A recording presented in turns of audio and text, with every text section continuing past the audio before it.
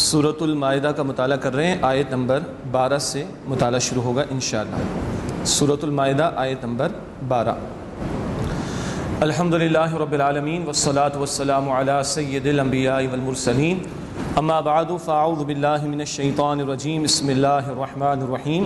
وَلَقَدْ أَخَذَ اللَّهُ مِيثَاقَ بَنِي إِسْرَائِيلَ وَبَعَثْنَا مِنْهُمُ اثْنَيْ عَشَرَ نَقِيبًا وَقَالَ اللَّهُ إِنِّي مَعَكُمْ لئن اقمتم الصلاة وآتيتم الزكاة وآمنتم برسلي وعزرتموهم وأقرضتم الله قرضا حسنا لأكفرن عنكم سيئاتكم ولأدخلنكم جنات تجري من تحتها الأنهار فمن كفر بعد ذلك منكم فقد ضل سواء السبيل. صدق الله العظيم. اللهم صل على محمد وعلى آل محمد وبارك وسلم. رب اشرح لي صدري ويسر لي امري واحلل عقدة من لساني يفقهوا قولي واجعل لي وزيرا من اهلي آمين یا رب العالمین. سورۃ المائدہ کا ہم نے آغاز کیا تھا گزشتہ نشست میں، اور اس کے پہلے 2 رکوع کا مطالعہ مکمل ہوا تھا جہاں اللہ سبحانہ و تعالیٰ نے شریعت کے چند احکامات ہمیں عطا فرمائے. اب یہ تقریباً 9 رکوعوں کا سلسلہ ہے جس میں بنی اسرائیل کا اور ان کی تاریخ کا ذکر بھی ہے، ان کے کچھ واقعات کا بیان بھی ہے، اور ان کو نفاذ شریعت کے احکامات عطا کیے گئے تھے، اس سے انہوں نے فرار اختیار کیا تھا، اس کا تذکرہ بھی ہے. اور ہم مسلمانوں کے لیے بھی عبرت کا سامان ہے کہ اگر شریعت کو نافذ نہیں کرتے تو تمہاری اللہ کی نگاہوں میں کوئی حیثیت نہیں ہے. تو بنی اسرائیل کا ذکر بھی اور ہماری عبرت کے لیے، اور شریعت کے احکامات کی اہمیت اور نفاذ شریعت کی اہمیت، یہ موضوعات اگلے تقریباً 9 رکوعوں میں ہمارے سامنے تفصیل سے آئیں گے. فرمایا سورہ مائدہ کی آیت نمبر 12 میں وَلَقَدْ أَخَذَ اللَّهُ مِيثَاقَ بَنِي إِسْرَائِيلَ، اور یقیناً اللہ سبحانہ وتعالیٰ نے بنی اسرائیل سے عہد لیا. وَبَعَثْنَا مِنْهُمُ اثْنَيْ عَشَرَ نَقِيبًا، اور اللہ فرماتے کہ ہم نے ان میں سے مقرر کیے 12 نقیب.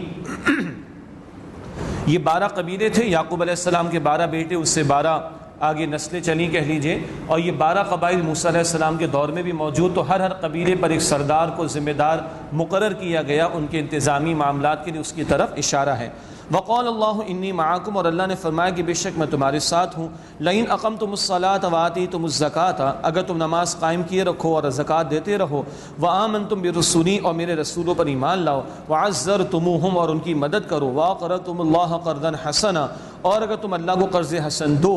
لأکفرن عنکم سیئاتکم، میں ضرور تم سے تمہارے گناہوں کو دور کر دوں گا. ولأدخلنکم جنات، اور ضرور تمہیں باغات میں داخل کروں گا. تجری من تحتها الانہار، جن کے نیچے نہریں جاری ہوں گی. تو یہ بنی اسرائیل اور ان کے قبائل سے عہد کا معاملہ، اور یہ باتیں پہلے بھی ہمارے سامنے آ چکی ہیں. فرمایا کہ فمن کفر بعد ذلک منکم، پھر اس کے بعد تم میں سے جس نے کفر کیا، فقد ضل سواء السبیل، تو بے شک وہ سیدھے راستے سے گمراہ ہو گیا. فبما نقضهم ميثاقهم لعناهم، بس ان کے عہد کو توڑنے کی وجہ سے ہم نے ان پر لعنت کی. یہ لعنت کا ذکر بھی پہلے کئی مرتبہ آ چکا ہے. وجعلنا قلوبهم قاسیہ، اور ان کے دلوں کو سخت کر دیا. یاد ہوگا پتھروں سے بھی زیادہ سخت ہو گئے تھے. سورہ البقرہ میں آیت 74 میں ذکر ہے. یحرفون الکلم عن مواضعہ، وہ کلام کو اس کے موقع سے پھیر دیتے ہیں، بدل دیتے ہیں. یہ بات بھی پہلے آ چکی. ونسوا حظا مما ذکروا به، اور وہ بھول گئے اس نصیحت کو، اس نصیحت کے بڑے حصے کو جو ان کو نصیحت کی گئی تھی. ولا تزال تطلع على خائنة منهم، اور آپ ان میں سے تھوڑوں کے سوا ہر ایک کی طرف سے خیانت کی خبر پاتے رہیں گے. الا قلیلا منهم، ان میں سے تھوڑوں کے سوا. فاعف عنهم واصفح، تو ان کو معاف کیجئے اور ان سے درگزر کیجئے. اب یہ بیان ہو رہا ہے 3 قبیلے یہود کے جو مدینہ میں آباد تھے. مدینہ طیبہ میں جب رسول اللہ ہجرت فرما کر آئے ہیں تو یہاں 3 قبیلے تھے، بنو قینقاع، بنو نذیر اور بنو قریظہ. یہ یہود کے قبائل تھے. ان کے تعلق سے بیان ہو رہا ہے کہ یہ خیانت کرتے رہیں گے. اول رسول اللہ علیہ السلام نے معاہدہ کیا ان سے، میثاق مدینہ، مدینہ پیکٹ مشہور ہے. البتہ بعد میں جب انہوں نے معاہدے کی خلاف ورزی کی تو تینوں قبائل کے خلاف رسول اللہ صلی اللہ علیہ وسلم نے اقدام بھی فرمایا. لیکن اول ان کے بارے میں کہا گیا کہ درگزر کا رویہ اختیار کیجیے. اس کا یہ بیان ہے. فاعف عنہم واصفح، ان کو معاف کر دیجیے، درگزر کیجیے. ان اللہ یحب المحسنین، بے شک اللہ تعالیٰ احسان کرنے والوں، عمدگی کے ساتھ عمل کرنے والوں کو پسند فرماتا ہے. یہ احسان کا لفظ بڑی پیاری اور قیمتی اصطلاح دین کی. آج انشاءاللہ سورۃ المائدہ کی آیت نمبر 93 میں اس کو سمجھیں گے. وَمِنَ الَّذِينَ قَالُوا إِنَّا نَصَارَىٰ، اور وہ لوگ بھی جنہوں نے کہا کہ ہم نصارہ ہیں. نصارہ یعنی عیسائیوں کی طرف اشارہ. أَخَذْنَا مِيثَاقَهُمْ، ہم نے ان سے بھی ان کا عہد لیا. فَنَسُوا حَظًّا مِّمَّا ذُكِّرُوا بِهِ، بس انہوں نے بھی بھلا دیا اس نصیحت کا بڑا حصہ جو انہیں نصیحت وصیت کی گئی تھی. فَأَغْرَيْنَا بَيْنَهُمُ الْعَدَاوَةَ وَالْبَغْضَاءَ إِلَى يَوْمِ الْقِيَامَةِ تو ہم نے ان کے درمیان روز قیامت تک کے لیے عداوت اور بغض ڈال دیا. یہ دو اعتبارات سے علماء نے اس کو بیان فرما. ایک نصارہ کا ذکر ہو رہا ہے تو خود نصارہ میں بھی ماضی میں بڑے اختلاف رہے، آج بھی ہیں. آپ کے علم ہے کہ کیتھولک اور پروٹیسٹنٹس جو ہیں وہ اپنے ایک دوسرے کی بائبل کے بعض حصوں کو نہیں مانتے، فرق ہے اس کے اندر. اسی طریقے پر انتہا تو بعض اوقات یہ کہ ایک چرچ والا کہتا ہے کہ میں دوسرے چرچ والے کی بائبل کو نہیں مانتا. اتنے ورژنز بائبل کے وہاں پر موجود ہیں. اور ماضی میں ان کے مختلف گروپس کے درمیان آئرلینڈ وغیرہ میں بھی اگر آپ دیکھیں تو بڑے فسادات نظر آتے ہیں، ہمیں دکھائی دیتے ہیں. ہم مسلمان اپنے چند مکاتب فکر کی تعداد کی وجہ سے پریشان ہو جاتے ہیں. ان کا تو مسئلہ یہ کہ ایک دوسرے کی بائبل کو ماننے کو تیار نہیں ہے. ایک کونے پر گلی کے چرچ ہے اور دوسرے کونے پر چرچ ہے، وہ کہتا ہے میں اس کی بائبل کو نہیں مانتا، وہ کہتا ہے میں اس کی بائبل کو نہیں مانتا. تو ہمارے ہاں تو بہت سی باتیں اور اکثر باتیں متفقن علیہ ہیں، اگریڈ اپون ہے، جیسے کہ بارہا اس کا ذکر آ چکا ہے. تو فرمایا کہ فَأَغْرَيْنَا بَيْنَهُمُ الْعَدَاوَةَ وَالْبَغْضَاءَ إِلَى يَوْمِ الْقِيَامَةِ تو ہم نے ان کے درمیان قیامت کے دن تک کے لیے عداوت اور بغض ڈال دیا. اور دوسری علماء نے اس کی تعبیر کی ہے اہل کتاب کے تعلق سے یہود اور نصارہ کے درمیان کہ ان کے تو بڑی دشمنیوں کے معاملات رہے ہیں، وہ ذکر آئندہ بھی آئے گا. وَسَوْفَ يُنَبِّئُهُمُ اللَّهُ بِمَا كَانُوا يَصْنَعُونَ اور اللہ جلد انہیں بتا دے گا اس کے بارے میں جو وہ اعمال کرتے تھے. یا اہل الکتاب، اے اہل کتاب، قد جاءکم رسولنا یبین لکم کثیرا مما کنتم تخفون من الکتاب. اے اہل کتاب، یقیناً تمہارے پاس ہماری طرف سے ہمارے رسول آ گئے ہیں صلی اللہ علیہ وسلم. وہ تمہارے لیے بہت سی باتیں ظاہر کرتے ہیں جو تم کتاب میں سے چھپاتے تھے. وَيَعْفُ عَنْ كَثِيرٍ اور بہت سے امور سے درگزر کرتے ہیں. بس اتنا کہ جو تم چھپاتے ہو وہ ظاہر کرتے ہیں تاکہ ان کی صداقت تو سچی ہے، تم پر بھی دلائل واضح ہو جائیں، اور تم جو چھپا کر حق کو فراموش کر رہے ہو یا حق پر پردے ڈالو اس کو پردے کو ہٹانا چاہتے ہیں. وَيَعْفُ عَنْ كَثِيرٍ بہت سی باتوں سے درگزر فرماتے، ورنہ سب کچھ کھولنا شروع کر دیں تو تم کسی کو شاید منہ دکھانے کے قابل بھی نہ رہو. یہ میں تشریح کر رہا ہوں. قد جاءکم من اللہ نور یقیناً تمہارے پاس اللہ کی طرف سے نور آ گیا. یہ مقام ہے، ذرا کھلے دل سے اس بات کو سنیے گا کہ جہاں اس بات کا امکان ہے کہ لفظ نور رسول اللہ کے لیے استعمال ہوا ہو صلی اللہ علیہ وسلم. ہمارے اس پلیٹ فارم سے نور و بشر کا کوئی مسئلہ ہمارے نزدیک نہیں، کوئی بحث ہی نہیں اس کے اندر. اور کوئی کرنا چاہے تو موسٹ ویلکم. اس کو ہم ایک حدیث سنائیں گے جس میں فجر کی نماز کے بعد، بلکہ فجر کی 2 سنتوں کے بعد رسول اللہ مسجد جاتے ہوئے نور کی دعائیں کرتے تھے.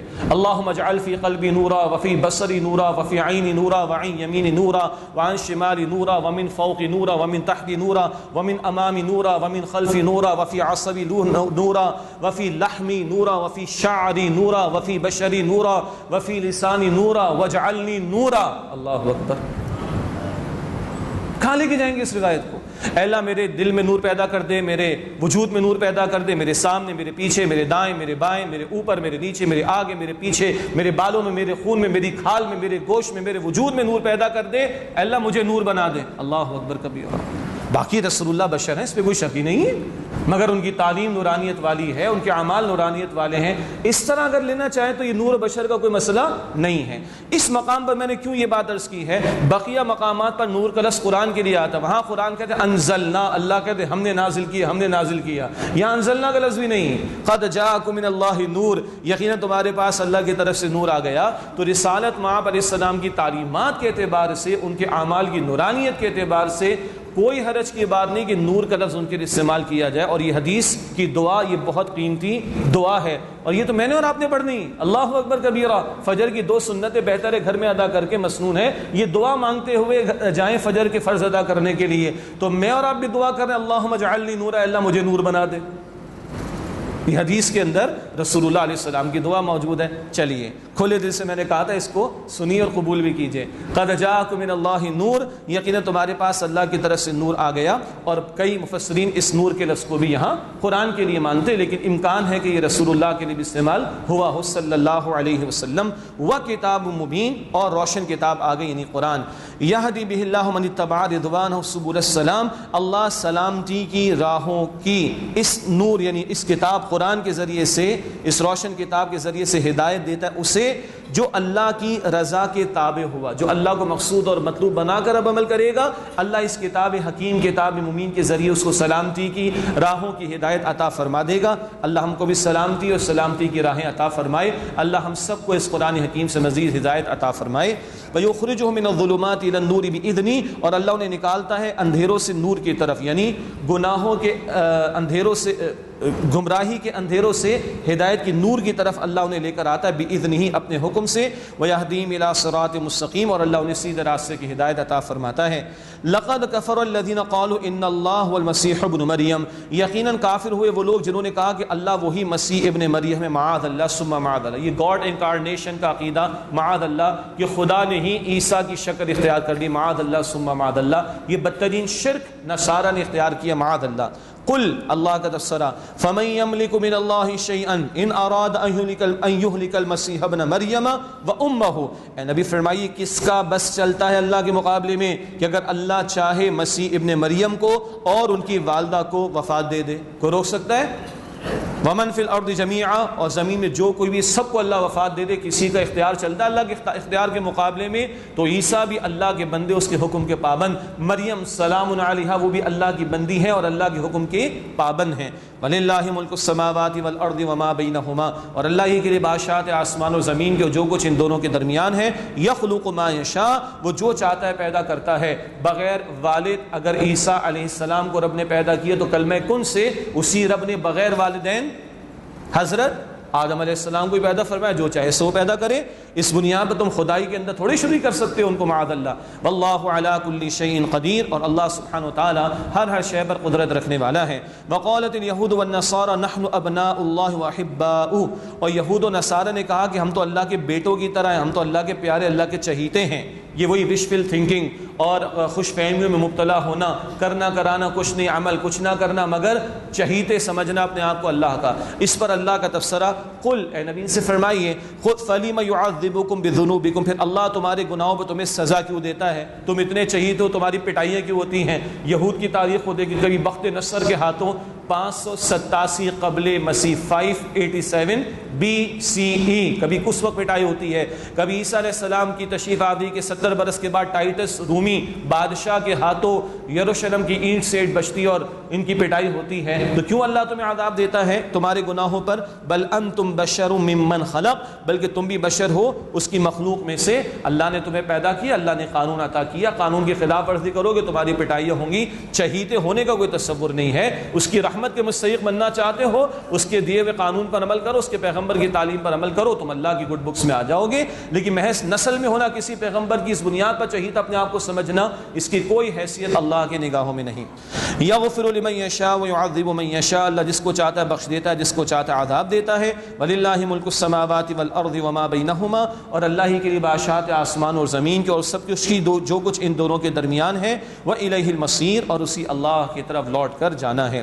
یا اہل الکتاب، اے اہل کتاب، قد جاءکم رسولنا یبین لکم علی فترۃ من الرسل، یقینا تمہارے پاس ہمارے رسول صلی اللہ علیہ وسلم آ گئے ہیں انبیاء کے سلسلے کے موقوف ہو جانے کے بعد، اب وہ تم پر واضح فرماتے ہیں۔ موقوف ہو جانے سے مراد عیسیٰ علیہ السلام اور نبی کریم صلی اللہ علیہ وسلم کے درمیان 600 برس کا فرق ہے۔ وہ موقوف ہوا سلسلہ، اب آخری پیغمبر آ گئے صلی اللہ علیہ وسلم، بیان کرتے ہیں تمہارے لیے۔ ام تقولوا ما جاءنا من بشیر ولا نذیر، کہیں تم یہ نہ کہو کہ ہمارے پاس کوئی خوشخبری سنانے والا اور ڈرانے والا نہیں آیا۔ فقد جاءکم بشیر ونذیر، بس تمہارے پاس یقیناً خوشخبری سنانے والے اور ڈرانے والے صلی اللہ علیہ وسلم آ گئے۔ واللہ علی کل شیء قدیر، اور اللہ سبحانہ و تعالی ہر شے پر قدرت رکھنے والا ہے۔ اگلے رکوع میں بنی اسرائیل کی تاریخ کا وہ مرحلہ ہے کہ جب ان کو مصر سے ہجرت کر گئے تھے، فرعون اور آل فرعون کے ظلم و ستم سے نجات بھی مل گئی تھی، اور پھر موسیٰ علیہ السلام کے دور میں قتال کا حکم ہوا، اور فلسطین کا علاقہ جہاں مشرکین کی قوم عمالقہ آباد تھی اس کو فتح کرنے کا حکم دیا گیا، قتال و جنگ کرنے کا حکم دیا گیا۔ صاف اس قوم نے انکار کر ڈالا اور قتال سے جی چرایا۔ اس وقت کیا ہوا اس کا تذکرہ آ رہا ہے، اور یہ ہماری عبرت کے لیے بھی ہے، مسلمانوں کی سبق آموزی کے لیے۔ وَإِذْ قَالَ مُوسَىٰ لِقَوْمِهِ، اور یاد کرو جب موسیٰ علیہ السلام نے اپنی قوم سے کہا یا قوم اذکروا نعمت اللہ علیکم، اے میری قوم اپنے اوپر اللہ کی نعمت کو یاد کرو، اذ جعل فیکم انبیاء، جبکہ اللہ نے تم میں انبیاء بنائے، پیدا کیے، وجعلکم ملوکا، اور تمہیں بادشاہ بنایا، بڑی بادشاہتیں بھی ملی بنی اسرائیل میں 14 صدیوں تک انبیاء کا سلسلہ، بڑی بڑی بادشاہتیں طالوت کی اور جناب داؤد اور جناب سلیمان علیہ السلام کی، اور صدیوں تک انبیاء رسول کے سلسلے، تورات زبور انجیل انہی بنی اسرائیل کو عطا ہوئی، یہ سارے فضائل پہلے بھی ذکر ہو چکا۔ وَآتَاكُم مَّا لَمْ يُؤْتِ أَحَدًا مِّنَ الْعَالَمِينَ، اور تمہیں وہ عطا فرمایا جو اس وقت جہان والوں میں سے کسی کو عطا نہ ہوا، تمہیں اس قدر اللہ نے نوازا۔ یا قوم ادخلوا الارض المقدسة التي كتب اللہ لکم، اے میری قوم ارض مقدس میں داخل ہو جاؤ جو اللہ نے تمہارے لیے لکھ دی ہے، فلسطین کی طرف اشارہ۔ ولا ترتدوا على ادبارکم فتنقلبوا خاسرین، اور اپنی پیٹھ پھیرتے ہوئے نہ لوٹ جانا ورنہ تم نقصان میں پڑ جاؤ گے۔ قالوا یا موسیٰ ان فیہا قوما جبارین، ان لوگوں نے کہا کہ اے موسیٰ بے شک اس میں ایک زبردست قوم ہے، مشرکین کی قوم تھی عمالقہ۔ وَإِنَّا لَن نَّدْخُلَهَا حَتَّى يَخْرُجُوا مِنْهَا، اور ہم وہاں ہرگز داخل نہیں ہوں گے جب تک کہ وہ اس میں سے نکل نہ جائیں۔ فَإِن يَخْرُجُوا مِنْهَا فَإِنَّا دَاخِلُونَ، پھر اگر وہ وہاں سے نکل جائیں تو ہم ضرور داخل ہو جائیں گے۔ یہ ہے ڈرائنگ روم پالیٹکس۔ کیا مطلب؟ ٹھنڈے ٹھنڈے بیٹھ کر سارا کام ہو جائے۔ موسیٰ جب تک تو یہ قوم اندر موجود ہم نہیں جاتے بھائی، بس یہ نکل جاؤ اور ہمیں پیش کر دیں، آؤ بھیا آؤ لے لو ہمارا ملک اور بیٹھ جاؤ اس کے اندر، تو ہم چلے جائیں گے اس کے اندر۔ یہ ہے اس قوم کی حرکتیں، محنت سے جی چرانا، مشقت برداشت کرنے کی کوشش نہ کرنا۔ جہاد کا لفظ بڑا قیمتی لفظ ہے، اسٹرگل، جد و جہد، محنت، کھپانا، لگانا، اس کے لیے تیار نہیں۔ یہ تن آسانی میں قوم مبتلا ہو گئی تھی۔ آج ہماری بھی قوم کا معاملہ یہی ہے کہ کوئی انقلاب برپا کر دے، بس ہم کچھ نہ کریں، ہم ٹھنڈے ٹھنڈے بیٹھے رہیں، کوئی کر دے ہم بس تالیاں بجا کر اس کو ویلکم کر دیں گے، انا للہ و انا الیہ راجعون۔ یہ اس قوم کی حرکت ہماری عبرت کے لیے بیان ہو رہی۔ قال رجلان من الذین یخافون انعم اللہ علیہما، ڈرنے والوں میں سے 2 آدمیوں نے کہا جن دونوں پر اللہ نے انعام فرمایا تھا، ادخلوا علیہم الباب، ان پر دروازے کی طرف سے داخل ہو جاؤ، مراد حملہ کرو، مرد بنو، سامنے سے جا کر حملہ کرو۔ یہ 2 شاگرد تھے موسیٰ علیہ السلام کے، ان حضرات کا ذکر ہے۔ یوشع بن نون اور ایک اور حضرت ہیں ان کا ذکر ہے، یہ 2 شاگرد موسیٰ علیہ السلام کے، ان کے قول ہے یہ، ادخلوا علیہم الباب، ان پر دروازے کی طرف سے داخل ہو، سامنے سے حملہ کرو۔ فاذا دخلتموہ فانکم غالبون، پھر جب تم داخل ہو جاؤ گے اس میں تم غالب رہو گے۔ وعلی اللہ فتوکلوا ان کنتم مؤمنین، اور تم ہی غالب رہو گے، اور اللہ ہی پر بھروسہ کرنا چاہیے ایمان والوں کو۔ قالوا یا موسیٰ، انہوں نے کہا اے موسیٰ انا لن ندخلها ابدا ما داموا فيها، ہم ہرگز وہاں داخل نہ ہوں گے جب تک یہ لوگ وہاں پر موجود ہیں۔ فاذهب انت وربك فقاتلا انا هنا قاعدون، اے موسیٰ آپ جائیے، آپ کا رب جا کے قتال کیجئے، ہم تو یہیں بیٹھے رہیں گے۔ یہ ہے بنی اسرائیل کی حرکتیں۔ اللہ نے کتنے انعامات عطا فرمائے، فرعون اور آل فرعون کے ظلم و ستم سے نجات بھی دلا دی، اور کتاب یعنی تورات بھی عطا فرما دی، شریعت بھی عطا فرما دی۔ اب اس کے نفاذ کے لیے ایک علاقہ چاہیے، اس کی فتح کا حکم دیا جا رہا ہے، مگر اس قوم نے کوڑا جواب دے دیا۔ یہ ہے بنی اسرائیل کی تاریخ، جب موسیٰ علیہ السلام کے دور میں انہوں نے قتال سے جی چھڑایا۔ اس کے برعکس جب رسول اللہ کا دور ہے صلی اللہ علیہ وسلم، اور صحابہ کرام سے مشورہ کرتے، بدر سے پہلے کی بھی بات ہے، تو آپ صلی اللہ علیہ وسلم کے صحابہ فرماتے کہ اللہ کے پیغمبر علیہ السلام ہمیں موسیٰ علیہ السلام کے ساتھیوں پر قیاس نہ کیجیے گا، آپ ہمیں حکم دیں گے اپنے گھوڑے ہم سمندر کے حوالے کر دیں گے، اللہ آپ کو ہماری آنکھوں سے ٹھنڈک عطا فرمائے گا۔ وہ جماعت محمد رسول اللہ کو میسر آئی صلی اللہ علیہ وسلم، تب دین کا غلبے کا کام ہوا ہے۔ ادھر 2 پیغمبر ہیں، موسیٰ علیہ السلام کے بھائی ہارون علیہ السلام، وہ بھی پیغمبر ہیں، قوم نے کوڑا جواب دے دیا، کام آگے نہ بڑھا، جنگ کا موقع ہی نہیں آیا، غلبہ دین کا مرحلہ سری نہ ہو سکا۔ لیکن محمد کریم علیہ السلام کو جب جماعت ملی ہے، اس جماعت نے اپنا سب کچھ کھپایا ہے، تو اللہ کا دین غالب بھی ہوا ہے۔ پتہ چلا کہ دین کا کام اکیلے نہیں ہوگا، جماعتی سطح پر ہوگا۔ جماعتی زندگی اختیار کرنا، وہ بھی ڈسپلن والی جماعت ہو جو اپنا تن من دھن سب کچھ لگانے کو تیار ہو، تو پھر اللہ کی مدد بھی آئے گی اور اللہ کے دین کا غلبہ بھی ہوگا۔ مگر اس قوم نے تو کوڑا انکار کر دیا۔ قال موسیٰ علیہ السلام نے عرض کی رب انی لا املک الا نفسی، اے میرے رب میں اختیار نہیں رکھتا سوائے اپنی جان کی، و اخی اور اپنے بھائی کے ہارون علیہ السلام، ففرق بیننا و بین القوم الفاسقین، بس ہمارے اور ہماری نافرمانی فرمان قوم کے درمیان جدائی ڈال دے۔ ایک وقت آتا ہے پیغمبر پھر اللہ سے دعا بھی کرتے ہیں کہ اللہ سبحانہ و تعالی ہمارے اس قوم کے درمیان جدائی ڈال دے، مراد اللہ فیصلہ فرما دے۔ پیغمبر میں شفقت بھی ہوتی ہے، رحمت بھی ہوتی ہے، مگر پیغمبر میں اللہ کے دین کے لیے غیرت بھی ہوتی، اور جب ڈھٹائی کی انتہا پر قوم پہنچتی ہے تو پیغمبر اللہ سے عرض کرتے ہیں اللہ تو فیصلہ بھی فرما دے، تو اللہ میرا اختیار تو مجھ پر میرے بھائی پر چلتا ہے، دونوں بھائی دونوں رسول ہیں، لیکن دین کا غلبہ نہ ہو سکا کیونکہ قوم نے صاف پورا جواب دے دیا۔ تو اللہ مجھ پر اختیار ہے میرا اور میرے بھائی پر ہے، اور بس تو ہماری قوم کے درمیان، فاسقین کی قوم کے درمیان فیصلہ فرما دے۔ قال فإنا محرمۃ علیہم 40 سنہ، اللہ نے فرمایا کہ یہ سرزمین حرام کر دی گئی ہے ان پر 40 برس تک، یتیہون فی الارض، وہ زمین میں بھٹکتے پھریں گے، فلا تأس علی القوم الفاسقین، تو نافرمانوں کی قوم پر افسوس نہ کرنا۔ یہ ہے 40 سال تک ان کے لیے سزا مقرر کر دی گئی، وہ 40 برس گزریں گے اور ایک اگلی جوان نسل کھڑی ہوگی، اس کے اندر کوئی جوش و ولولہ ہوگا، اور پھر وہ واقعہ ہم پہلے پڑھ چکے ہیں جناب طالوت کا، کہ شموئیل نبی سے کہا تھا کہ آپ اللہ سے کہیے کو مقرر کر دے بادشاہ ہمارے لیے، ہم اس کے ساتھ مل کر جنگ کریں، وہ اس سارے 40 برس کے گزرنے کے بعد ہوا ہے، اس لیے کہ غلامانہ ذہنیت جو ہے وہ حرکت نہیں کر پاتی، ایک نسل اللہ نے گزار دی، اگلی نسل جو کھڑی ہوئی اس کے اندر کچھ جوش و ولولہ ہوگا، پھر وہ جناب طالوت کا واقعہ، پھر جناب طالوت کے لشکر کو اللہ نے فتح عطا فرمائی، اور مشرکین کا سردار کون تھا یاد آ رہا ہے؟ جالوت کو قتل کس نے کیا تھا؟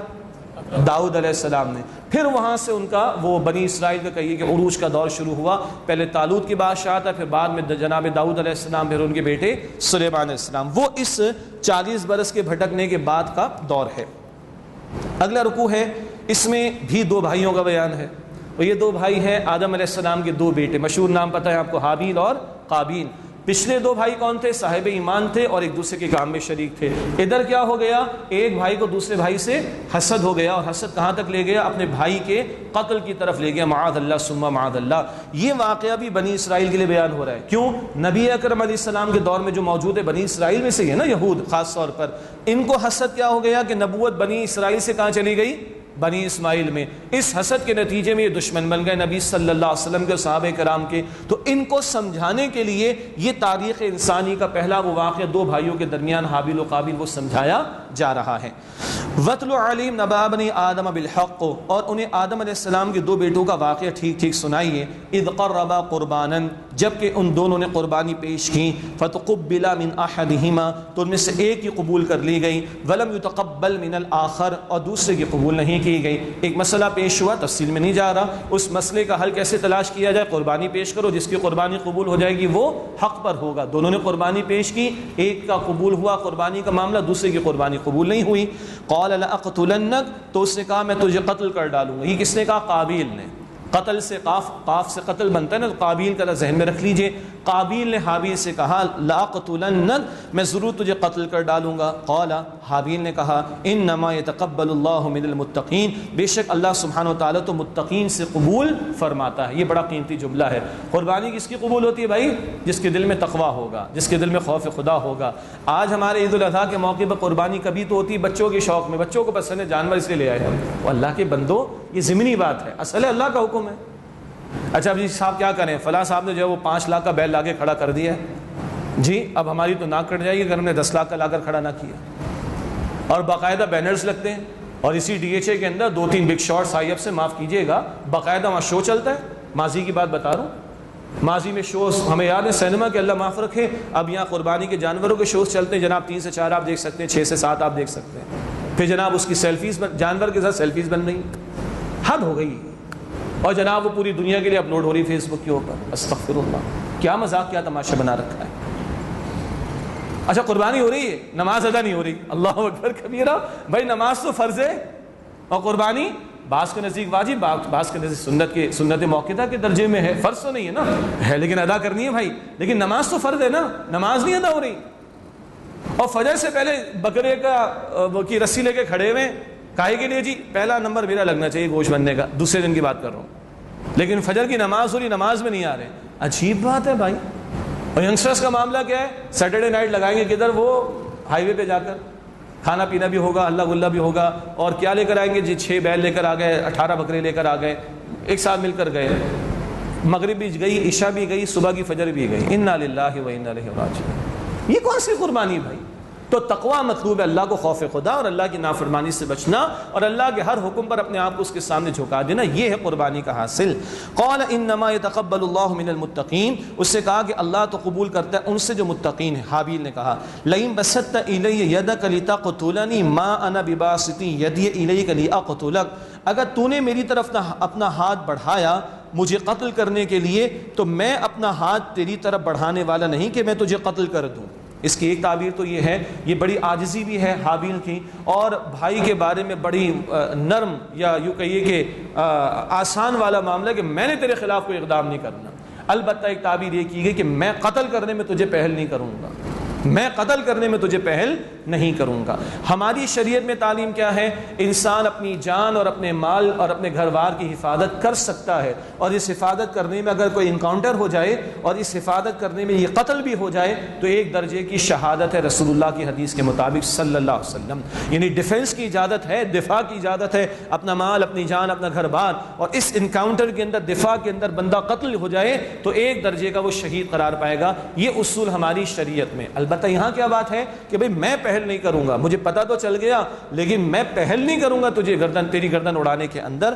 انی اخاف اللہ رب العالمین، بے شک میں اللہ سے ڈرتا ہوں جو تمام جہانوں کا رب ہے۔ انی ارید ان تبوء باسمی واسمیک فتکون من اصحاب النار، بے شک میں تو چاہتا ہوں کہ تو میرے گناہ اور اپنے گناہ کا ذمہ دار ہو جائے، پس تو ہو جائے پھر آگ والوں میں سے، وذالک جزاء الظالمین، اور ظالمین کی یہی سزا ہوا کرتی ہے۔ کیا مطلب؟ تو اپنے بھی گناہ کا وبال اٹھائے گا، میرے گناہ کا بھی وبال اٹھائے گا۔ حدیث شریف میں دو باتیں ہیں، ایک بات تو یہ ہے کہ جو مظلومانہ قتل ہو جائے، مظلومی میں قتل ہو جائے، اس کے گناہ اس ظالم قاتل کے کھاتے میں ڈال دیے جائیں گے، ایک بات۔ اور دوسری بات کیا ہے جو اس کے علاوہ ہے، اللہ کے پیغمبر علیہ السلام نے فرمایا کہ قیامت تک جتنے بھی قتل مظلومانہ ہوں گے، ان ہونے والے جتنے قتل ہیں ان کا ایک حصہ قابیل کے کھاتے میں بھی جائے گا کہ اس نے اس جرم یا ظلم کا آغاز کیا تھا تاریخ انسانی میں۔ قیامت تک جتنے مظلومانہ قتل ہوں گے ایک حصہ قابیل کے کھاتے میں بھی جائے گا۔ اسی سے اصول یہ ہے، اور وہ حدیث میں بھی ہے، جس نے اچھی سنت کو، اچھے عمل کو، اچھے کام کو جاری کیا، جب تک لوگ وہ کام کریں گے اس کو اجر ملتا رہے گا مرنے کے بعد بھی، اور جس نے کسی برے کام کو جاری کیا، جتنے لوگ بعد میں وہ برائی کریں گے ان سب کو تو گناہ ملے گا، ان کا ایک حصہ اس جاری کرنے والے کے کھاتے میں بھی جائے گا۔ اب میرے ذہن میں آ رہی ہیں کچھ میڈیا کی باتیں، میرے ذہن میں کچھ آ رہی ہیں پولیٹیشنز کی باتیں، نہیں لانا چاہ رہا میں زبان پر، لیکن ذہن میں رکھیے کیا کیا برے برے کام نہیں شروع کیے گئے اور کتنے لوگ ملوث ہو گئے اس کے اندر۔ اور رسول اللہ کی واضح حدیث صلی اللہ علیہ وسلم قابیل کے بارے میں، اس کے کھاتے میں تمام مظلومانہ قتل کا حصہ جائے گا، اور جس سے برائی کے عمل کو جاری کیا، جتنے لوگ وہ برا عمل کریں گے اس کو جاری کرنے والے کے کھاتے میں بھی یہ ساری برائیاں جاتی رہیں گی۔ اللہ محفوظ رکھے۔ حاصل کلام ایک ہوتا ہے صدقہ جاریہ، ہم سب جانتے ہیں نا بھائی، گناہ جاریہ بھی کسی شے کا نام، صدقہ جاریہ کا مستقل اجر ملتا ہے اور گناہ جاریہ کا مستقل عذاب ملتا رہے گا۔ اللہ ہم سب کی حفاظت فرمائے۔ فطوعت له نفسه قتل اخیہ، پھر اس کو اس کے نفس نے اپنے بھائی کے قتل پر آمادہ کر ہی ڈالا، دل نہیں چاہ رہا تھا اس کا، اور آسان کام تو نہیں، اپنے بھائی کا قتل، اللہ اکبر، اور یہ تو پہلا واقعہ تھا، لیکن اس کے نفس نے آمادہ کر ہی ڈالا۔ یہ نفس، اللہ اس کی شرارتوں سے ہمیں بچائے، یہ کبھی معبود بن جاتا ہے سورہ فرقان آیت 43 کے مطابق، اور یہ شدید برائی کی دعوت دیتا ہے سورہ یوسف آیت 53 کے مطابق۔ اللہ ہمیں نفس کی شرارتوں سے محفوظ رکھے۔ فطوعت له نفسه قتل اخیہ، پھر اس کو اس کے نفس نے اپنے بھائی کے قتل پر آمادہ کر ہی ڈالا۔ فقتلہ، پھر اس نے اپنے بھائی کو قتل کر ڈالا۔ فاصبح من الخاسرین، پھر وہ خسارہ اٹھانے والوں میں سے ہو گیا۔ فبعث اللہ غرابا، پھر اللہ نے کوے کو بھیجا۔ کوہ آ گیا بیچ میں، کیوں؟ یبحث فی الارض، وہ زمین کو کورید رہا تھا، وہ کھود رہا تھا اپنی چونچ سے۔ لیریہ کیف یواری سوءۃ اخیہ، تاکہ وہ اسے، یہ کوہ قابیل کو دکھائے کہ اپنے بھائی کی لاش کو کیسے چھپائے۔ اللہ اکبر، اتنا کمزور، اتنا بے بس ہے انسان، پتہ نہیں اس لاش کو میں کیسے ٹھکانے لگاؤں۔ تو اللہ نے کوے کو بھیجا، کوئی کوہ مر گیا ہوگا، اس سے کوریدا زمین کو اور اس کو پھینکا ہوگا یا دھکا دیا ہوگا، ایسے اپنے بھائی کی لاش کو تو ڈال دے اس کے اندر۔ یہ کوے کے بیان میں ایک اور بھی حکمت میں عرض کرتا ہوں، اگلا جملہ پہلے ہو جائے پورا۔ قال یا ویلتا اعجزت ان اکون مثل هذا الغراب، اس نے کہا قابیل نے ہائے افسوس مجھ سے اتنا بھی نہ ہو سکا کہ میں اس کوے جیسا ہی ہو جاؤں، فواری سوءۃ اخی کہ اپنے بھائی کی لاش کو کیسے چھپاؤں، فاصبح من النادمین پس وہ شرمسار لوگوں میں سے، ندامت اٹھانے والوں میں سے ہو گیا۔ اتنا بھی مجھے نہیں پتا۔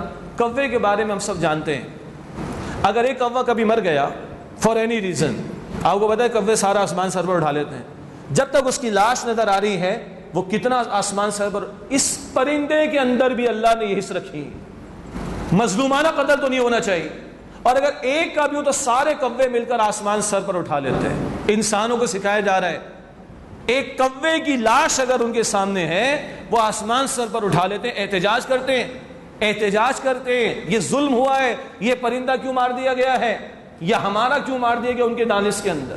ایک انسان، اسی لیے آگے مشہور آیت آ رہی، ایک انسان کا قتل ساری انسانیت کے قتل کے مترادف، اور ایک انسان کی جان بچانا ساری انسانیت کی جان بچانے کے مترادف ہے۔ اچھا جی، یہ انتہائی معذرت کے ساتھ ایک اعلان ہے، اور لائیو اسٹریمنگ میں تھوڑی معذرت ہم کریں گے۔ ایک گاڑی غلط پارک ہو گئی، ARK 990 وائٹ کرولا ہے، اس کو عذرائے کرم فوری ہٹا لیجئے، یہ غلط پارک ہو گئی ہے۔ ARK 990 وائٹ کرولا، اس کو عذرائے کرم فوراً درست پارک کر لیجئے، اور پلیز کوشش کیا کریں کہ اس طرح کے اناؤنسمنٹ کی نمبر ایک ضرورت پیش نہ آئے، اور دوسری بات ہے ہماری کسی وجہ سے، ہمارے کسی طرز عمل سے کسی کو تکلیف نہ پہنچے۔ اللہ تعالی ہمیں احتیاط کرنے کی توفیق دے۔ ARK 990 عذرائے کرم، اس کو فوراً درست پاک کر لیجئے، جزاک اللہ خیراً کثیرا۔ اچھا بیٹا یہ آواز تھوڑی سی ذرا بڑھوا دیجیے گا، تھوڑا سا مجھے محسوس ہو رہا ہے، اب یہ بریک آئے گی تو میں نے عرض کر دوں۔ جی بسم اللہ۔ فاصبح من النادمین پس وہ پشیمانی اٹھانے والوں میں سے ہو گیا، ندامت اٹھانے والوں میں سے ہو گیا، من اجلی ذالک اسی وجہ سے۔ اب یہ واقعہ مکمل ہوا، اب بنی اسرائیل کے تعلق سے بات آ رہی ہے۔ کتبنا علی بنی اسرائیل، ہم نے بنی اسرائیل پر یہ بات لکھ دی، طے کر دی، انہ من قتل نفسا بغیر نفس او فساد فی الارض، کہ جس نے ایک جان کو کسی جان کے بدلے یا ملک میں فساد کرنے کے بغیر قتل کیا، فکأنما قتل الناس جميعا، تو گویا اس نے قتل کیا تمام لوگوں کو، ٹھیک ہے، گویا اس نے قتل کیا تمام لوگوں کو۔ ومن احیاها فکأنما احیا الناس جميعا، اور جس نے ایک جان کو بچایا اس نے سارے انسانوں کو بچایا۔ یہ قرآن کا ورڈکٹ ہے، یہ قرآن کا ورڈکٹ ہے۔ جس نے ایک انسان کو بغیر کسی جان کے، اس نے کسی کو قتل کر ڈالا تھا، یا بغیر فساد کے، اس کا کچھ ذکر ابھی اگلی آیت میں آ رہا ہے، بلا وجہ قتل کیا، اس سے سارے انسانوں کو قتل کیا، اور جس نے ایک جان کو بچایا اس نے ساری انسانیت کو بچایا۔ اور اس میں مسلم غیر مسلم کی بھی تخصیص نہیں، یہ سارے انسانوں کی بات ہو رہی۔ ہمارا دین تو یہ بتاتا، حدیث ہے ایک کتے کو پانی پلانے پر بخشش ہو گئی، ایک شخص کی اور ایک عورت کی، دو روایات، اور ایک بلی کو باندھ کر رکھا، ایک عورت نے وہ کھا پی نہ سکی، مر گئی، تو اس عورت کو عذاب دیا گیا۔ جو دین کتے اور بلی کے بارے میں ہدایات دے رہا ہے، اشرف المخلوقات کے بارے میں کیا اس کی ہدایات ہوں گی۔ اور جس نے ایک انسان کو بچایا اس نے ساری انسانیت کو بچایا۔ کسی نے مسلمانوں کے بارے میں کوئی رائے قائم کرنی ہے تو وہ مسلمانوں کی کتاب کی بنیاد پر رائے قائم کرے۔ ممکن ہے بلیک شیپس ہر کمیونٹی میں ہیں، ہم میں بھی ہوں گے، مسلمانوں میں بھی ہوں گے، اوروں میں بھی ہوں گے، مگر کسی کے عمل کی بنیاد پر اسلام کے بارے میں رائے کرنا یہ بات درست نہیں ہے۔ اسلام کے بارے میں رائے کسی کو قائم کرنی وہ کتاب و سنت کی تعلیم کی بنیاد پر قائم کرے، رسول اللہ کے اسوہ کی بنیاد پر قائم کرے صلی اللہ علیہ وسلم۔ اور ہم نے بھی کسی کو اگر میسج ڈیلیور کرنا ہے یا کہ ڈیفینڈ کرنا ہے تو ہم مسلمانوں کے کسی غلط طرز عمل کو تو ڈیفینڈ نہیں کر سکتے، لیکن اللہ کی کتاب اور پیغمبر کی تعلیم کو ضرور پریزنٹ کر سکتے ہیں کہ بھائی اگر اسلام کے بارے میں کوئی رائے قائم کرنی تو اس کی بنیاد پر قائم کرنی چاہیے۔ وَلَقَدْ جَاءَتْهُمْ رُسُلُنَا بِالْبَيِّنَاتِ، اور یقیناً ان کے پاس ہمارے رسول روشن دلائل کے ساتھ آئے۔ ثُمَّ إِنَّ كَثِيرًا مِّنْهُمْ بَعْدَ ذَلِكَ فِي الْأَرْضِ لَمُسْرِفُونَ، پھر اس کے بعد ان میں سے اکثر لوگ زمین میں حد سے بڑھ جانے والے ہیں۔ اب اگلی آیت جو ہے اس کو آیت محاربہ کہتے ہیں، یحاربون، اس سے لفظ محاربہ جنگ کو بھی کہتے ہیں، حرب۔ اس آیت کو آیت محاربہ کہتے ہیں، بڑی سخت سزائیں ہیں ایک خاص معاملے میں جس کا یہاں پر ذکر ہے۔ فرمایا انما جزاء الذین یحاربون اللہ ورسولہ، یہی سزا ہے ان لوگوں کی جو اللہ اور اس کے رسول صلی اللہ علیہ وسلم سے جنگ کرتے ہیں، وَيَسْعَوْنَ فِي الْأَرْضِ فَسَادًا، اور زمین میں فساد برپا کرنے کی کوششیں کرتے ہیں۔ یہ دو باتیں ہیں، اللہ رسول سے جنگ اور زمین میں فساد مچانا۔ اللہ رسول سے جنگ سے ایک مراد یہ لی گئی ہے کہ کہیں اسلامی حکومت قائم ہو جائے جہاں کتاب و سنت کی بالادستی ہو۔ اب اس حکومت کے خلاف اگر کوئی بغاوت کر رہا ہے تو وہ بھی اس کے ذیل میں آئے گا۔ اسلامی حکومت قائم، کتاب و سنت کی بالادستی ہے اور وہ نفاذ ہے، اب اس حکومت کے خلاف کوئی بغاوت کرتا ہے تو وہ اس سرکشی میں آئے گا۔ نمبر 2، فساد مچانا، کہیں لوگوں کو مرتد بنانے کی کوشش کرنا، ارتداد، دین سے پھر جانا، یا گینگز کی شکل میں لوٹ مار کرنا، یا ڈاکے ڈالنا، قتل و غارت گری کرنا، ایسی حرکتیں بھی فساد کے ذیل میں آئیں گی۔ یہ تفصیل علماء نے بیان فرمائی ہے۔ ان صورتوں میں کیا سزائیں ہیں؟ 4 سزائیں بیان کی جا رہی ہیں، اور جرم کی شدت کے اعتبار سے شدید تر سزا کا نفاذ کیا جائے گا۔ وہ 4 سزائیں کیا ہیں؟ ان یقتلوا، وہ ٹکڑے ٹکڑے کر کے قتل کر دیے جائیں، او یسلبوا، یا انہیں سولی دے دی جائے، او تقطع ایدیہم وارجلہم من خلاف، یا ان کے ہاتھ اور پاؤں مخالف سمت سے کاٹ دیے جائیں، او ینفوا من الارض، یا انہیں زمین سے دربدر کر دیا جائے، ملک سے باہر نکال دیا جائے۔ جتنا شدید تر جرم ہوگا اتنی شدید تر سزا کا نفاذ ہوگا، اور وقت کا قاضی جرم کی شدت کو دیکھ کر ان میں سے کوئی ایک سزا کا وہ نفاذ کرے گا۔ باقی تفصیلات یقیناً وہ تفاصیل میں دیکھی جا سکتی ہیں۔ ذالک لہم خزی فی الدنیا ولہم فی الآخرۃ عذاب عظیم، یہ ان کے لیے دنیا میں رسوائی ہے اور آخرت میں ان کے لیے بڑا عذاب ہے۔ الا الذین تابوا من قبل ان تقدروا، مگر وہ لوگ جنہوں نے اس سے پہلے توبہ کر لی کہ تم ان پر قابو پاؤ، ان تقدروا علیہم، کہ تم ان پر قابو پاؤ، فاعلموا، پس جان لو، ان اللہ غفور رحیم، تو بے شک اللہ سبحانہ وتعالی غفور ہے، نہایت رحم فرمانے والا ہے۔ اس میں بھی تفصیل ہے کہ ان کے پکڑے جانے سے پہلے اگر وہ توبہ کر لیں، تائب ہو جائیں تو معافی ہے۔ البتہ اس صورت میں اگر کسی کا مال لوٹا تھا، مال ہڑپ کیا تھا، تو وہ مال واپس لوٹانا پڑے گا۔ یہ حقوق العباد کا معاملہ ہے، یہ اس کیس کے اندر ہے، یہ فساد اور محاربہ والے کیس کے اندر۔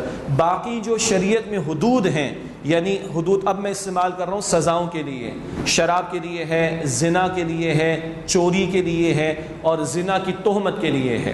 شراب کا تعلق، اس کی جو سزا کا بیان ہے وہ حدیث اور صحابہ کے طرز عمل سے پتہ چلتی۔ چوری کی سزا بھی تھوڑی دیر میں بیان آ جائے گا۔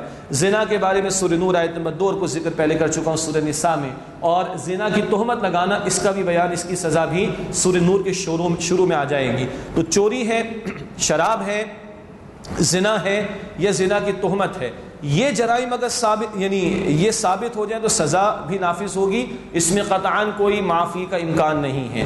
یہ جو ابھی بات بیان کی گئی، یہ پکڑے جانے سے پہلے کی بات ہے، اگر وہ توبہ کر لے تو معافی ہے، لیکن اگر مال کسی کا ہڑپ کیا تو وہ لوٹانا پڑے گا۔ باقی ایک ہم نے پڑھ لیا حکم قصاص کا۔ قصاص میں کیا ہے؟ قاتل کو قتل کیا جائے گا، لیکن مقتول کے ورثاء چاہیں تو خوں بہا لے کے معاف کر سکتے ہیں۔ اس مقام پر اگر آپ پڑھ لیں مفتی شفیع صاحب رحمۃ اللہ علیہ کی معارف القرآن، تو بہت خوبصورتی سے انہوں نے ان سزاؤں کا بھی ذکر کیا، ان کی حکمتیں بھی بیان کی، حدود کیا ہوتی ہیں، تعزیرات کیا ہوتی ہیں۔ حدود تو فکس ہیں، چند سزائیں ہیں۔ تعزیرات یہ کہ جو بھی بقیہ جرائم ہیں وقت کا قاضی جرم کی مناسبت سے سزا کو جاری کر دے گا۔ تعزیرات کا معاملہ بہت زیادہ اوپن ہے۔ تو اس مقام پر مفتی شفیع صاحب رحمۃ اللہ علیہ کے جو معارف القرآن ہے، اس میں بہت خوبصورت رائٹ اپ آپ کو اس تعلق سے انشاءاللہ مل جائے گا۔ فَاعْلَمُوا أَنَّ اللَّهَ غَفُورٌ رَحِيمٌ، تو بے شک جان لو کہ اللہ سبحانہ وتعالیٰ بہت بخشنے والا، نہایت رحم فرمانے والا ہے۔ یا ایھا الذین آمنوا اتقوا اللہ وابتغوا الیہ الوسیلہ، اے ایمان والو اللہ کا تقوی اختیار کرو اور اس کے حضور وسیلہ یعنی قرب تلاش کرو، وجاہدوا فی سبیلہ، اور اللہ کے راستے میں جہاد کرو، لعلکم تفلحون، تاکہ تم فلاح پا سکو۔ وسیلہ کا مطلب ہے قرب حاصل کرنا۔ سورہ بنی اسرائیل میں پڑھیں گے اللہ کے نیک بندے خود اللہ کا وسیلہ پکڑتے ہیں، یعنی کہ اللہ کا قرب تلاش کرتے ہیں۔ تو وسیلہ کا مفہوم جو ہے وہ قرب ہے، اور اس قرب کے لیے یہاں 2 باتیں آئیں۔ پہلے فرمایا کہ اللہ کا تقوی اختیار کرو، بعد میں فرمایا کہ اللہ کی راہ میں جہاد کرو۔ خوف خدا دل میں اور عمل میں جہاد، مستقل جہاد کیا ہے؟ اللہ کا بندہ بننے کے لیے جہاد، اللہ کی بندگی کی دعوت دینے کے لیے جہاد، اللہ سبحانہ وتعالیٰ کی بندگی پر مبنی نظام کو قائم کرنے کے لیے جہاد۔ یہ مستقل محنت ہے بندہ مومن کو جو پوری زندگی کرنی۔ تو اللہ کا خوف دل میں اور عمل میں جہاد یہ کرتے جاؤ تو اللہ کا قرب ملے گا، لعلکم تفلحون، تاکہ تم فلاح پا سکو۔ ان الذين كفروا لو ان لهم ما في الارض جميعا ومثله معه ليفتدوا به من عذاب يوم القيامه ما تقبل منهم. جن لوگوں نے کفر کیا جو کچھ زمین میں ہے، اگر سب کا سب کچھ اور اس کے ساتھ اتنا اور بھی ان کے ساتھ ہو، اور وہ چاہیں کہ قیامت کے دن عذاب سے بچنے کے لیے فدیے میں دے دیں، ما تقبل منہم، ان سے ہرگز قبول نہیں کیا جائے گا. کل تو ایمان اور عمل کی پونجی ہی کام آئے گی، مال و دولت کچھ کام نہ آئے گا. اول تو ہوگا نہیں، لیکن کام بھی نہیں آئے گا بالفرض اگر ہو بھی تو. وَلَهُمْ عَذَابٌ أَلِيمٌ، اور ان کے لیے دردناک عذاب ہے. يُرِيدُونَ أَن يَخْرُجُوا مِنَ النَّارِ وَمَا هُمْ بِخَارِجِينَ مِنْهَا، وہ چاہیں گے کہ وہ آگ سے نکل جائیں حالانکہ وہ اس سے نکلنے والے نہیں ہوں گے. وَلَهُمْ عَذَابٌ مُقِيمٌ، اور ان کے لیے ہمیشہ رہنے والا عذاب ہوگا. اللہم اجرنا من النار، اے اللہ ہم سب کو آگ کے عذاب سے محفوظ فرما. اس کے بعد چوری کی سزا کا بیان ہے. والسارق والسارقۃ فاقطعوا ایدیہما، چور مرد اور چور عورت دونوں کے ہاتھ کاٹو. یہ ہے برابری. یہاں پر یہاں برابری ہے جی، چوری مرد نے کی ہو یا چوری عورت نے کی ہو، دونوں کے ہاتھ کاٹ دو. جزاء بما کسب، یہ سزا اس کی جنہوں نے برا عمل کیا. نکال من اللہ، اللہ کی طرف سے عبرت ہے.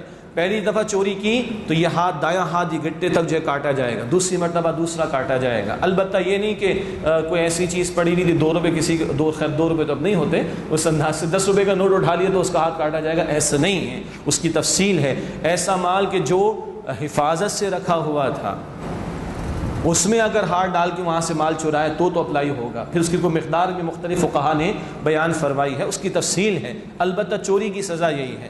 آج گھر میں بچوں سے بات ہو رہی تھی، ان کو بھی سمجھ آ گئی بات، تو مجھے بڑی حیرت ہوئی کہ بچوں کو سمجھ آ رہی ہے، بڑوں کو سمجھ نہیں آ رہی. کیا بچوں کو یہ سمجھ آ رہی ہے کہ بھائی چوری کی سزا سے ڈر کس کو ہوگا؟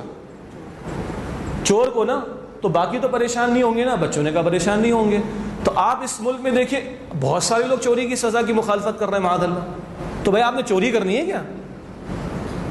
نہیں، تو پھر ڈر کس بات کا ہے؟ اسی پر قیاس کیجئے. گستاخ رسول کی سزا قتل ہے، ٹھیک ہے. اس پر مغرب کو تو پریشانی ہے، مغرب کے پروردہ لوگوں کو بھی پریشانی ہے پاکستان میں. اب میں نام نہیں لے رہا، نام آ رہے میرے ذہن میں کون کون محترمہ ان ہیں اور حضرات ان ہیں اس معاملے کے اندر. کیا آپ نے کرنی ہے گستاخی کسی رسول کی شان میں؟ نہیں، تو پھر آپ کو کیا ٹینشن پڑی ہے؟ ان سزاؤں سے خوف کس کو ہوگا؟ جس نے جرم کرنا ہے. آپ کو پریشانی کیوں ہو رہی؟ پتہ چلا کہ جو یہ حرکتیں کر رہے ہیں، مخالفتیں کر رہے ہیں، دال میں کچھ کالا ہے، اس لیے ان کو پریشانی ہے. ورنہ بچوں سے میرے شام میں چیک کیا، ہاں کوئی مسئلہ تو نہیں ہے. میں نے تھوڑی پاپا چوری کرنی جو مجھے اس کا ڈر ہوگا. ڈر تو اس کو ہوگا جس نے چوری کرنی. سیدھی سی بات. اللہ اکبر. اور پھر لوگ کہتے ہیں وہ سارے ہاتھ کٹے ہو جائیں گے، دماغ خراب ہو گیا، سارے ہاتھ کٹے ہو جائیں گے. ایسا تھوڑی ہے. تعلیم ہوگی، تربیت ہوگی، معاش کا بندوبست بھی ہوگا، حکومت ذمہ داری بھی لے گی. اب جو کر رہا ہے تو وہ واقعتاً اس قابل ہے کہ اس کو کیا ہے، لاتوں کے بھوت باتوں سے نہ مانے تو لاتیں مارنی. تم تو ہو ہی ایسے. اب تو ورنہ سیدنا عمر کا دور تھا رضی اللہ عنہ، جب حالات کچھ قحط سالی کے آ گئے تو انہوں نے سزا موقوف کر دی. سبحان اللہ. کیوں؟ پتہ نہیں کون مجبوراً چوری کر رہے. تو یہ سارے تناظر کے بعد ان سزاؤں کا نفاذ ہے. مگر ہے، لیکن کوئی صرف چوری ہی کا معاف کیجیے گا سزا کا انکار ہی کرنے بیٹھ جائے تو مسئلہ ہے کہ اسی کا مسئلہ کچھ ہے، باقیوں کو پریشانی نہیں ہے. بہرحال والسارق والسارقۃ فاقطعوا ایدیہما جزاء بما کسبا نکالا من اللہ. چور مرد چور عورت دونوں کے ہاتھ کاٹ دو، یہ سزا ہے اس کی جو انہوں نے کیا، عبرت ہے اللہ کی طرف سے. واللہ عزیز الحکیم، اور اللہ غالب حکمت والا ہے. فمن تاب من بعد ظلمہ واصلح، بس جس نے توبہ کی اپنے ظلم کے بعد اور اصلاح کر لی، فإن اللہ یتوب علیہ، تو بے شک اللہ اس کی توبہ قبول کرتا ہے. البتہ چوری کا جرم ثابت ہو گیا، سزا تو نافذ ہوگی. توبہ کر لی تو آخرت کی پکڑ سے بچ جائے، اور آخرت کی سزا بہت بڑی ہے، بہت بڑی ہے، بہت بڑی ہے. اللہ حفاظت فرمائے. تو یہ میں نے جیسے کہا تھا کہ وہ جو حدود فکسڈ ہیں، چوری، شراب کی سزا، زنا کی سزا، تہمت زنا کی سزا، یہ جرم ثابت ہو گیا وہ سزا تو نافذ ہوگی. البتہ توبہ کرے گا تو آخرت کی پکڑ سے بچ جائے گا.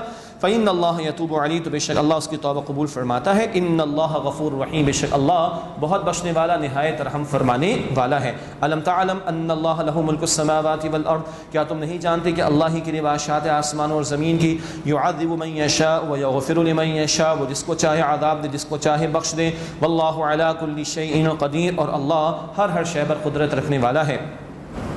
یا ایھا الرسول لا یحزنک الذین یسارعون فی الکفر، اے نبی علیہ الصلوۃ والسلام آپ کو وہ لوگ غمگین نہ کریں جو کفر میں تیزی دکھاتے ہیں.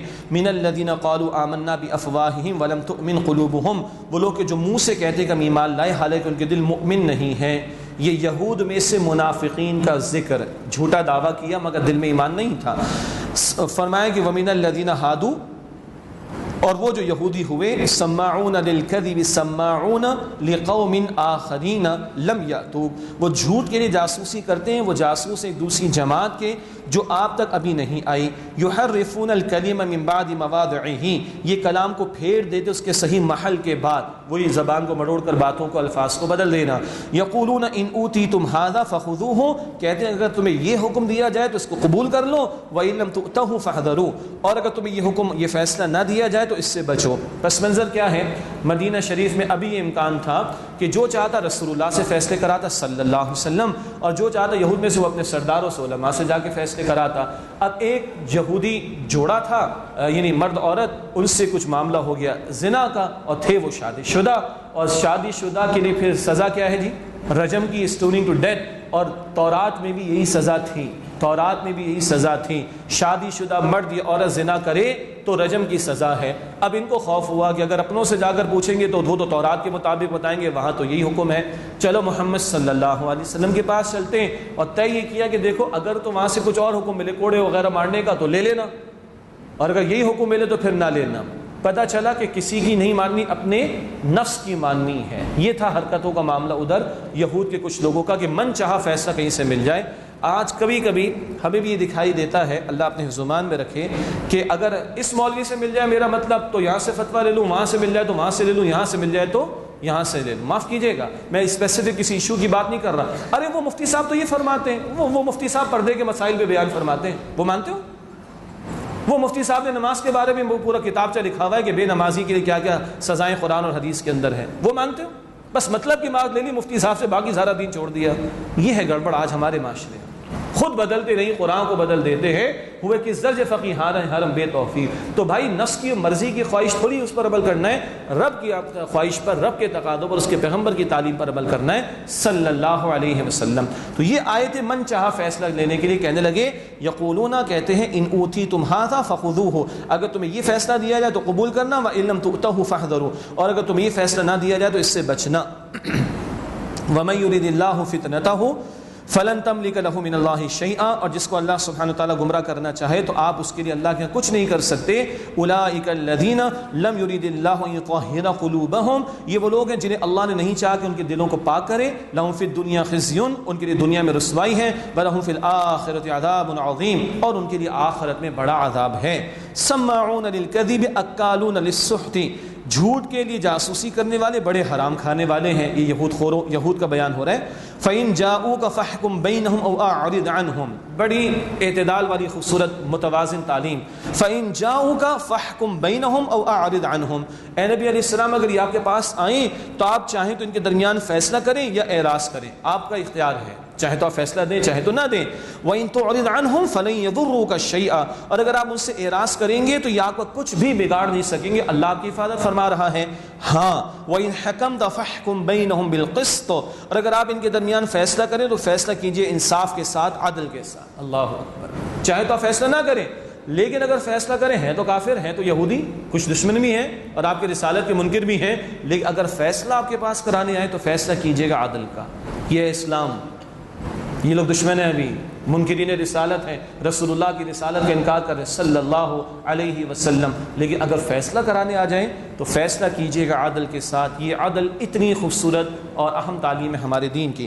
ان اللہ یحب المقسطین، بے شک اللہ عدل کرنے والوں کو، انصاف کرنے والوں کو پسند فرماتا ہے. وکیف یحکمونک وعندہم التوراۃ، اور یہ کیسے آپ کو حکم یعنی فیصلہ کرنے والا مانیں گے جبکہ ان کے پاس تورات موجود ہے. اتنی مخلص اگر اللہ کے ساتھ اور اللہ کے دین کے ساتھ تو اپنی کتاب کا ہی فیصلہ مان لیں جہاں پر وہ رجم کی سزا کا فیصلہ موجود ہے، لیکن دل کا چور ہے، کتاب کا نہیں، اللہ کا حکم نہیں ماننا چاہتے، نفس کی پرستش کرنا چاہتے، معاذ اللہ. وکیف یحکمونک، اور آپ کو یہ کیسے حکم یعنی فیصلہ کرنے والا مانیں گے. وعندہم التوراۃ، جبکہ ان کے پاس تورات موجود ہے. فیہا حکم اللہ، جس میں اللہ کا حکم موجود ہے. ثم یتولون من بعد ذلک، پھر اس کے بعد وہ پھر جاتے ہیں. وما اولئک بالمؤمنین، اور وہ ایمان والے نہیں. کون ایمان والے نہیں؟ اول تو یہ رسالت محمدی کو نہیں مانتے، صلی اللہ علیہ وسلم تو ایمان والے نہیں. اور تسلسل میں بات کیا آئی؟ اللہ کے حکم پر عمل نہیں کر رہے تو ایمان والے نہیں. صرف اللہ کی کتاب کو ماننا کافی نہیں، اللہ کی کتاب کی ماننا بھی ضروری ہے۔